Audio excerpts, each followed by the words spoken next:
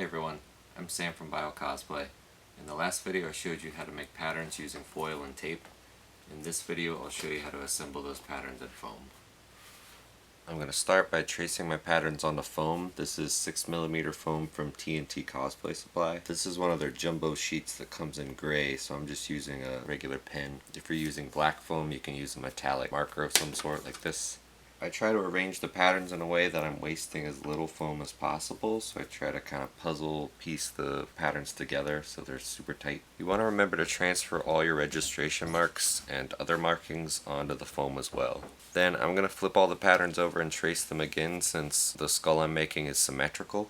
My pen ran out of ink, so I've swapped to a Sharpie. Alright, I've got everything traced out. For the mirrored side, I put a 2 on all the sections. That way I know it's the second side. You could also do A and B or left and right. For a couple of the pieces, I want them to be a little bit thicker, so I'm going to use 8mm foam for that. I almost forgot. For this section here, I had marked out where I'm going to hit it with the heat gun and then form it out a little bit so it lumps out. In order to mark that on the foam, I'm going to cut little windows out of this pattern.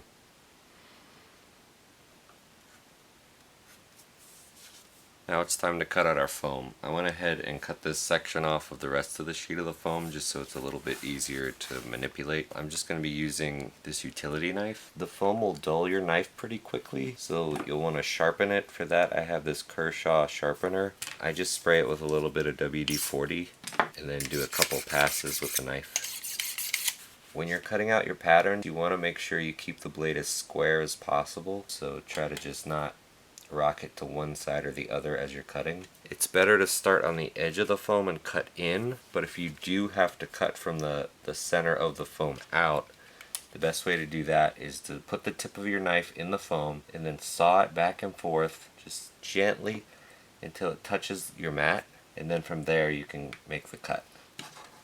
For really tight curves like this nose, it's a little bit easier to use a smaller blade like an X-Acto knife. On this Cubone skull, some of the pieces have a visible seam, like here on the cheek and right by the nose. So I'm just going to go through with the Dremel in those sections and round the edge over so those will stand out more once I glue it together. For this, I'm just using this stone bit that has a slight taper on it. And when I'm doing the Dremeling, I'm not putting a lot of force behind the Dremel. I'm just letting the weight of the tool do most of the work and just following along in the direction it's going. I'm not pulling against the rotation. I'm just following the rotation of the Dremel and letting it gently round it over. At this point you can also go through and clean up any jaggedy edges from cutting. You can see this edge here is a little bit jaggedy. I'm going to go through and clean that up with the Dremel. I like to go through with the heat gun and heat form each of the pieces a little bit before gluing and just kind of rounding it over with my hands. This one's going to have a little tooth section that's popped out. I'll kind of push up behind there with my finger and kind of pull down towards the tooth like this. I'll do more shaping on this later. This is just to give it the rough initial shape.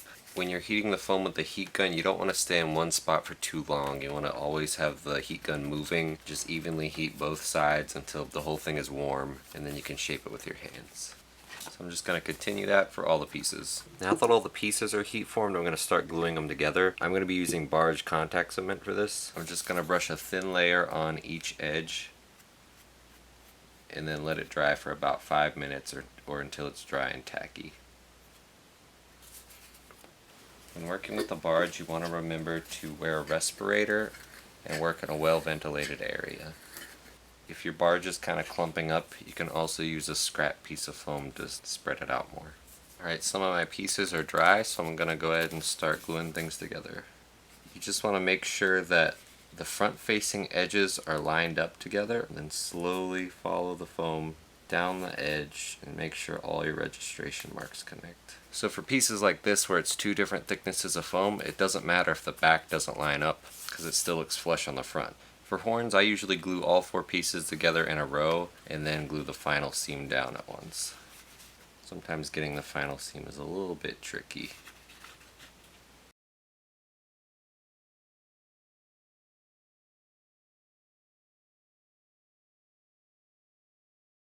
The seam of my horn is pulling apart a little bit here, so I'm just going to stuff a little bit extra glue in there and then try to glue it back together.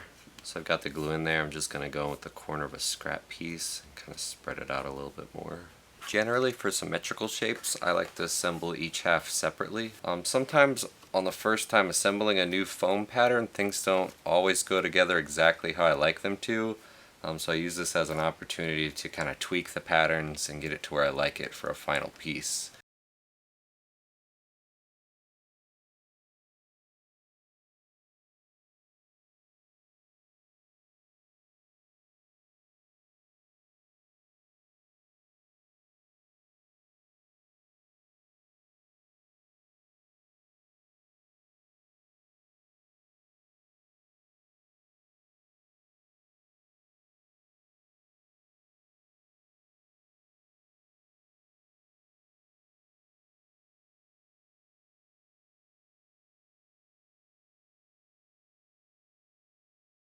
Alright, both my halves are assembled. I'm ready to glue them together. I'm just going to start at the front here, line up my center edge.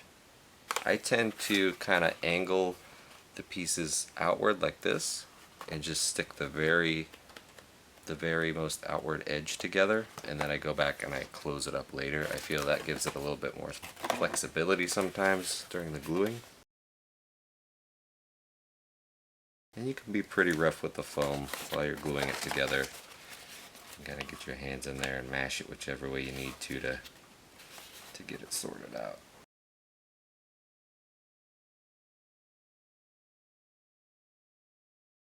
Sections like this, where it's going to dip in and then out again, it's a little hard to kind of glue up the curve. So what I like to do for that, if it looks like you're going to have a big gap, I just glue it up the line a little bit, and then go back, and then I can glue this V together here in the middle, and not have to worry about the edges getting misaligned. Gets a little bit trickier as you go on because you get less and less space to get your fingers in there.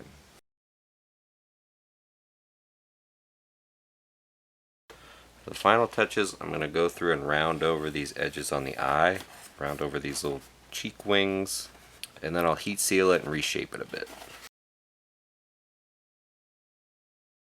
I'm also going to go in the eye holes here where the two different thicknesses of foam connect. Just kind of trim that down a little bit.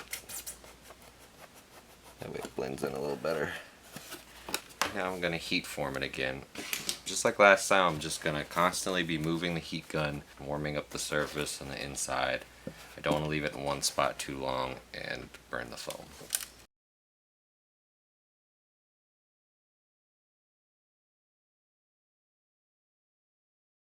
So there it is, a foam Cubone skull. I think if I were to assemble this again, I would use thicker foam for all of it. The 6mm is a little bit flimsy for this skull, and it doesn't give much dimension to the teeth here.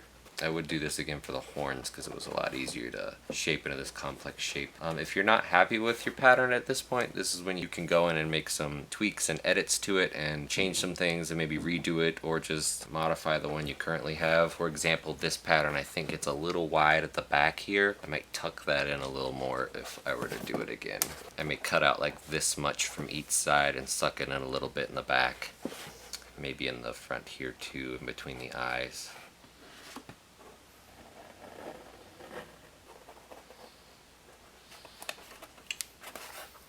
Now I'll just glue this back together.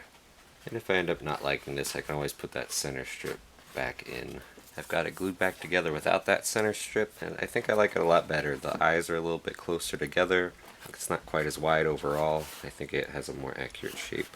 I'm going to go ahead and do a final pass of heat shaping after that, and just bow the eyes out just a little bit more. Try to get more of this tooth shape.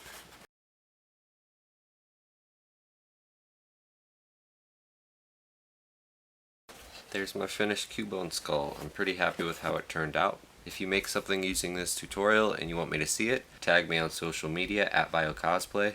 I hope you found this video useful, and thanks for watching.